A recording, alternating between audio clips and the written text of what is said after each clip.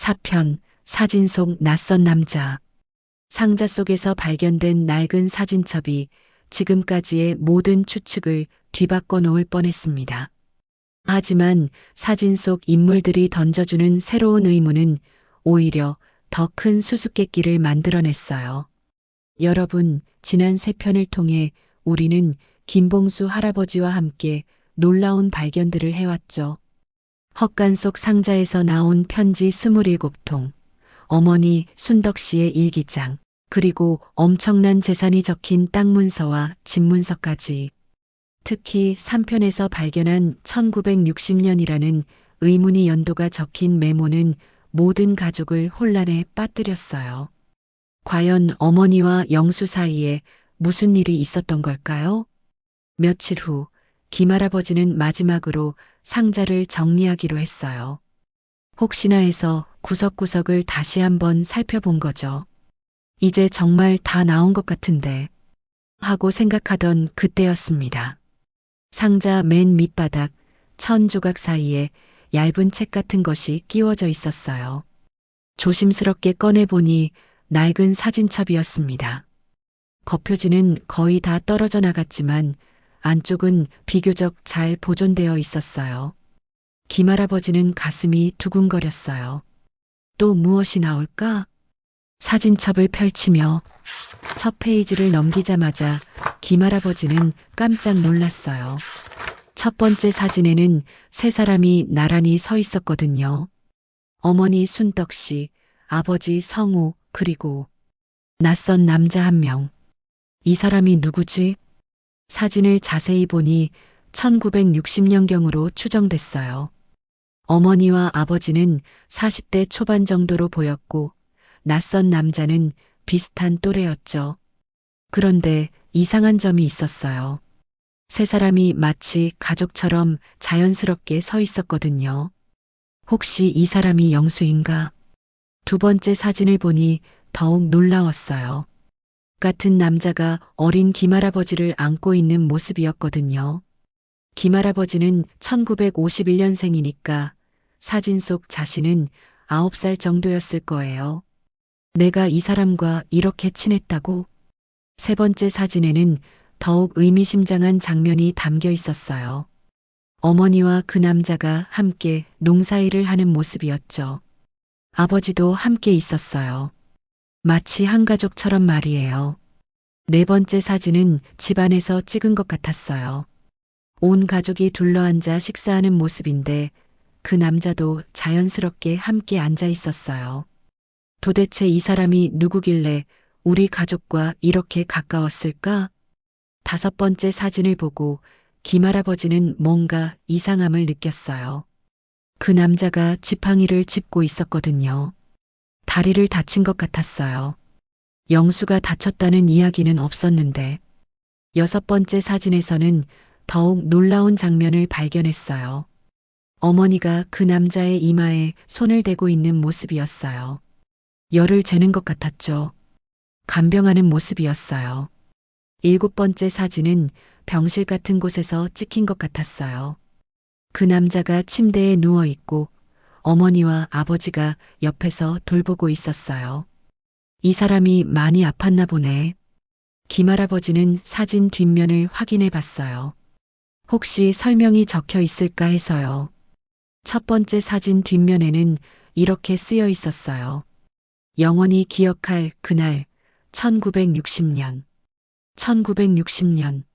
바로 그 연도네. 두 번째 사진 뒷면에는 다른 글이 적혀 있었어요. 봉수와 함께한 마지막 여름. 마지막 여름이라니. 무슨 뜻일까? 세 번째 사진 뒷면의 글은 더욱 의미심장했어요.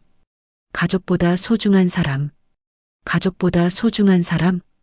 김할아버지는 점점 더 혼란스러워졌어요. 영수라고 생각했던 사람이 정말 영수가 맞는 걸까? 아니면 완전히 다른 사람인 걸까? 마지막 사진은 장례식 같은 장면이었어요. 작은 무덤 앞에서 온 가족이 절하고 있었죠. 사진 뒷면에는 이렇게 적혀 있었어요. 고마웠습니다. 1960년 가을. 1960년 가을에 돌아가셨구나. 그날 저녁 김할아버지는 다시 가족들을 불러 모았어요. 얘들아, 이번엔 정말 놀라운 걸 발견했단다. 사진첩을 보여주자 가족들은 입을 다물지 못했어요. 아버지, 이 사람이 누구예요? 그걸 모르겠어. 영수일 수도 있고 아닐 수도 있고. 할머니 일기에서 본 영수와 같은 사람일까요? 편지의 영수는 1953년에 서울로 떠났다고 했는데 이 사진들은 1960년이야. 그럼 영수가 다시 돌아온 건가요? 그럴 수도 있겠네. 아니면 완전히 다른 사람일 수도 있고. 아버지, 혹시 기억나는 게 있으세요? 어린 시절에 이런 아저씨가 있었던 것 같지 않나요? 글쎄, 어렴풋이 기억나는 것 같기도 하고, 확실하지 않아. 며느리가 다른 가능성을 제기했어요. 아버님, 혹시 이분이 영수가 아니라 다른 친척이나 친구일 수도 있지 않을까요? 그럴 수도 있어. 하지만 그럼 왜 이렇게 가족처럼 지냈을까? 여보, 혹시 이분이 전쟁에서 다쳐서 우리 집에서 요양했던 건 아닐까요? 그것도 가능성이 있네. 지팡이도 짚고 있고 병실 사진도 있고. 그런데 아버지, 이 사람과 영수가 같은 사람이라면 시간이 안 맞지 않나요? 맞아. 편지에서는 1953년에 서울로 떠났다고 했는데 사진은 1960년이니까. 가족들은 각자 다른 추측을 내놓기 시작했어요. 혹시 할머니가 일기에서 말한 무덤까지 가져갈 비밀이 이분과 관련된 건 아닐까요? 아버지, 혹시 이분이 영수가 맞는데 중간에 다시 돌아온 건 아닐까요? 어떤 이유로? 그럴 수도 있겠네. 하지만 왜 돌아왔을까? 그리고 왜 우리 집에서 지냈을까? 여보, 혹시 이분이 영수가 아니라 영수의 형제나 친척일 수도 있지 않을까요? 그것도 생각해 볼 만하네. 그때 큰아들이 중요한 점을 지적했어요. 아버지, 그런데 이분이 1960년에 돌아가셨다면 3편에서 본 1960년 약속? 지켰음이라는 메모와 연결되는 것 같지 않나요? 맞아. 어머니가 이분과 무슨 약속을 하셨고 1960년에 그 약속을 지키셨던 것 같아. 어떤 약속이었을까요? 글쎄, 끝까지 돌봐드리겠다는 약속이었을까? 가족들은 한동안 사진들을 돌려보며 생각에 잠겼어요. 그런데 김할아버지가 마지막 사진을 다시 보다가 뭔가를 발견했어요. 잠깐, 이 무덤. 어디서 본 것 같은데. 어디요?